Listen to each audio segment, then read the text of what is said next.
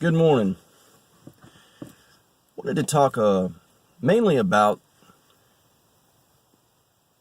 atheism and Christianity and how the two opposing worldviews plays itself out, I suppose mainly in my life, but in our culture generally. I spend a lot of time, probably more time than I should, looking into listening to atheists, their thoughts on the world and life, and I do this primarily so I'm a Christian, but I do this primarily because I consider myself to be an analytical person. I don't want to be self-deluded. I don't want to not know the truth. Also, as a Christian, the Bible does not lend itself to inculcating yourself in a echo chamber of just the Bible or just biblical stuff. I mean, the Bible says that it is essentially an expression of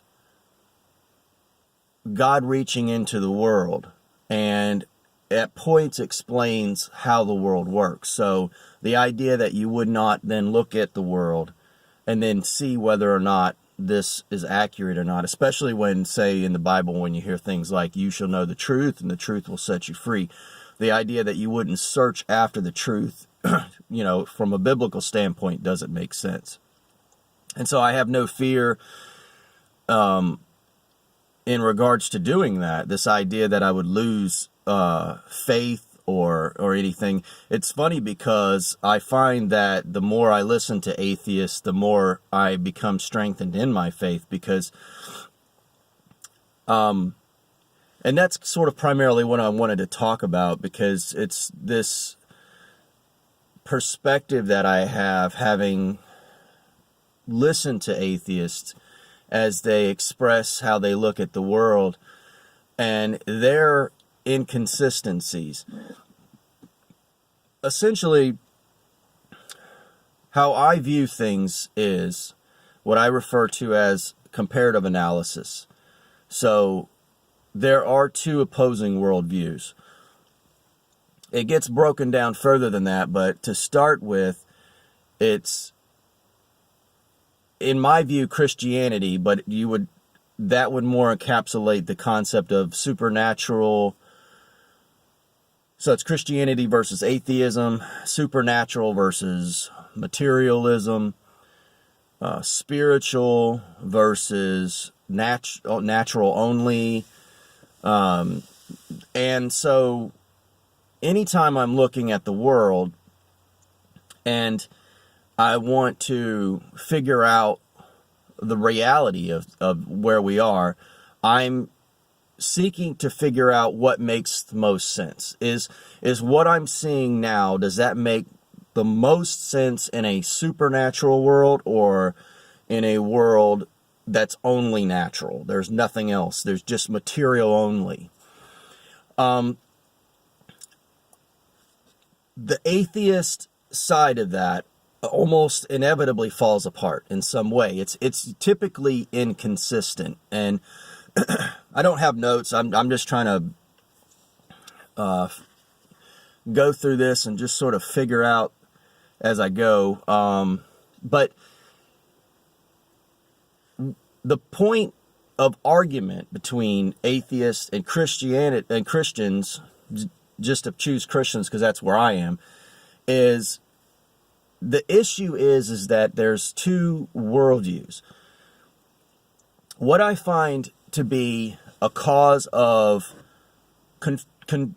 confusion between conversation is that atheists have a standpoint of not understanding that they don't own evidence. So inevitably what happens is that they make a sort of assumption that the evidence points their direction, and then they are exasperated in their expression in a conversation to a Christian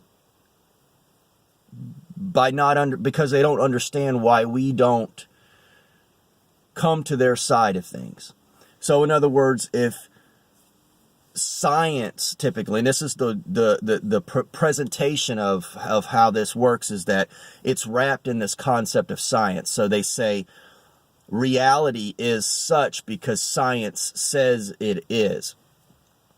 Not understanding that they're an individual looking through their eyeballs, just like I'm an individual looking through my eyeballs. We're both looking at reality.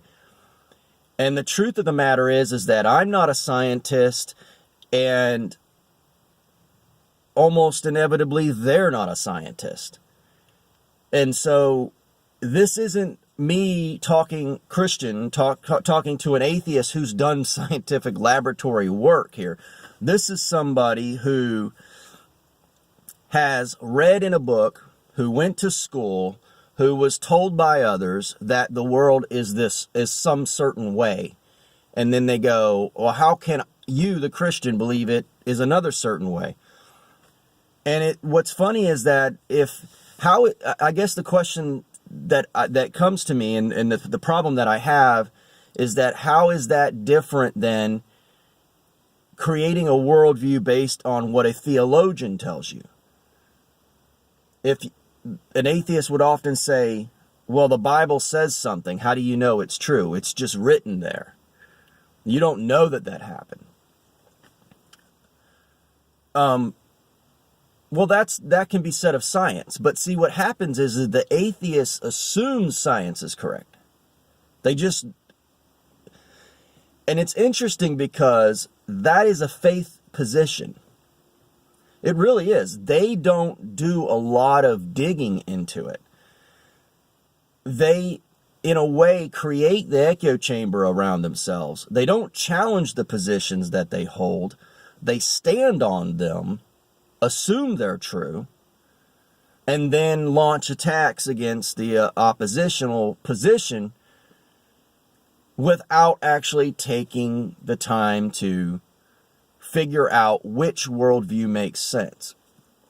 So whether you're dealing with science or whether you're dealing with, let's say, cultural human behavior, I always find the Christian worldview makes the most sense. And it doesn't answer all the questions, but the thing that I find is that the atheist doesn't have these answers either. They would often belittle the faith that I have, and make statements about, one of the things that they may say something about, let's say, do you believe Jonah lived in a whale for 3 days? And they would go, well, that's a ridiculous thing to say, right? Well, of course it's ridiculous. It's almost as if you see what they're doing is they're starting from the idea that supernatural things don't happen, and then they're saying, well, how can you believe supernatural things happen in a world where supernatural things don't happen? It's like, well, but why do you assume supernatural things don't happen in a world where supernatural things do happen? Jonah being in the belly of a whale for 3 days isn't all that difficult to understand. The Bible gives you the context for why God, this isn't something that Christians are saying happens naturally. This is like a one-time event here. So the idea of being surprised by it is just, to me, sort of delusional disingenuousness. And yet they would believe a wolf-like creature turned into a whale. So we have two miracles going on here. One gets wrapped in a scientific package. They say, well, the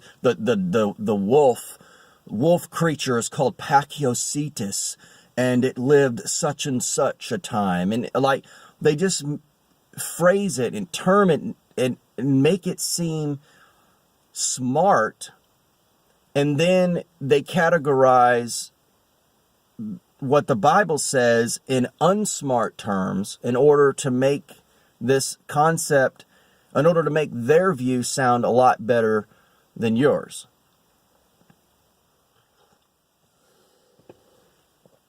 And to me, again, I go back to how does an atheist know that happened? The Pachycetus turning into Shamu. That is in and of itself is a miracle.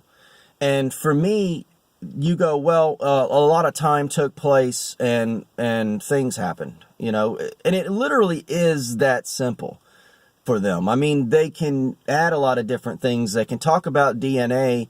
DNA doesn't help, for one. It defines the genome of a creature. It doesn't give you all these options, for one.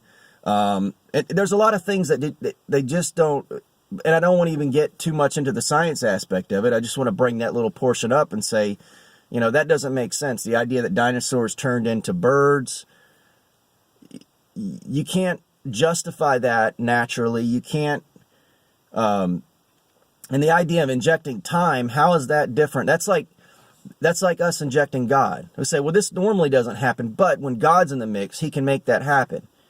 Well, that's a logical proposition, okay? It relies on the fact that a God must exist. This is true. But how is that any different than an atheist saying, well, dinosaurs turned into chickens and flamingos and parakeets because Father Time exists? There literally is no difference. You're just inserting time into that position where God would be inserted to explain a miracle, which is something that we don't see. We don't see anything that they're talking about taking place, so they have to justify it, just like I have to justify when I say I believe in a miracle.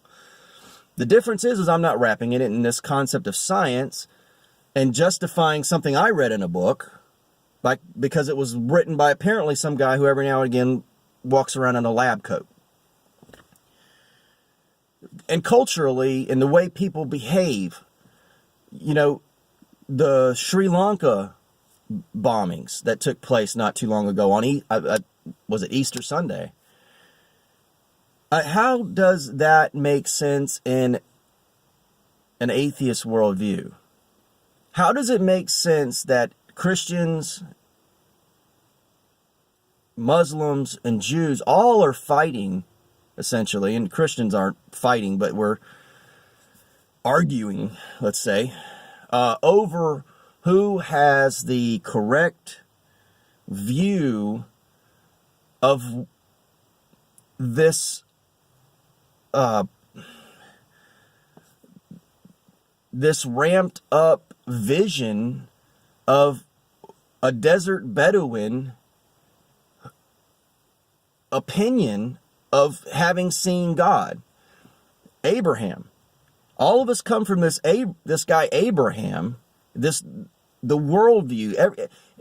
How do they explain Jews still existing to this day, their culture? How do they explain Israel going out of history, coming back into history, going out of history, going back into history? That makes sense when you read the Bible, because the Bible is even saying these things are going to happen before they happen. How do you just dismiss these things? It doesn't matter. Why do so many people hate Jews? I mean, white supremacists hate Jews. Black supremacists hate Jews. Socialists hate Jews. Capitalists hate Jews. I mean, it's this weird. How are they so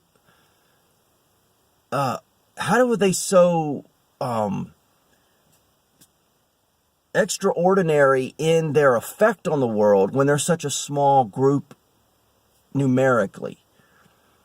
How do you explain away the fact that Christians, that Christianity began in the way that it began. That Tacitus mentions in his annals that he wrote that during the time of Nero, which was not a long time. I mean, we're talking like 20, 30 years after Jesus, maybe 40. I don't remember the timing. That Christianity was all over Rome, unless something extraordinary happened. How do you explain people going to their death saying Jesus rose from the dead? How do you explain? I mean, what is the alternative to that? The idea that Christians don't have a good explanation for the world doesn't make sense. And so when it comes to something like the Sri Lankan bombings, well, that makes sense biblically too, because Jesus said you are going to be persecuted for this. How does it make sense that a character like Jesus, and I'm using the term character because that's the way an atheist would look at it, would be so offensive to where atheists constantly feel compelled to go after Christians? In fact, I would argue that is their number one enemy. If you take somebody like Bill Maher as an example, who's like one of the very few atheists out there who really calls Islam to the carpet for the way it behaves and for what it believes, he really only does that. Well, Sam Harris also does that. Both of these guys really only do that because they know they're not being consistent if they don't, and they want to continue their assault on Christianity philosophically. They've made Bill Maher, not as much as Sam Harris, but Sam Harris's whole career is essentially going after the Christian faith. He's some neuroscientist, but does anyone know anything that he's ever done in that field? No, he just talks about Christianity. And of course he talks about other things, but that is what's propelled him. And being rich to start with. So I guess the thing that I want to say is that to sort of just wrap this video up, two worldviews. How does what we see make sense in a world in which we're just lucky monkeys? And that's another thing. Real quick, I mean, monkeys haven't harnessed fire. Not one. We're launching rockets, folks. Look at what we're doing. We are mini creators, and that's what the Bible says. So when you look at reality, the Bible shapes what your expectations ought to be, and it matches very, very well. Think about what atheists say life is, and then look at reality, and really compare it. And see which worldview makes the most sense. To me, it isn't even close. It's not even close. And no amount of arrogance from atheists in their exasperated talk of science I love science, but they don't know what they're talking about. They're giving you theoretical things in a scientific package. They're giving you miracles. They're expecting you to believe they're miracles because they put a science bow on it, and then not understanding why you don't. It's because their worldview is stupid, and it doesn't make any sense. And I keep trying to make it make sense, but it doesn't. And so don't sit on the sidelines on this, because, and I'm going to talk more about this probably in the next video, how does the atheist worldview affect society? It's not a good effect. And I think as an individual, you need to make a decision. You can't just pretend you don't see the world. What makes the most sense? Do we live in a supernatural world or just a completely natural world? And once you go down that road, you're going to have to start making decisions in regards to what your responsibility is to God.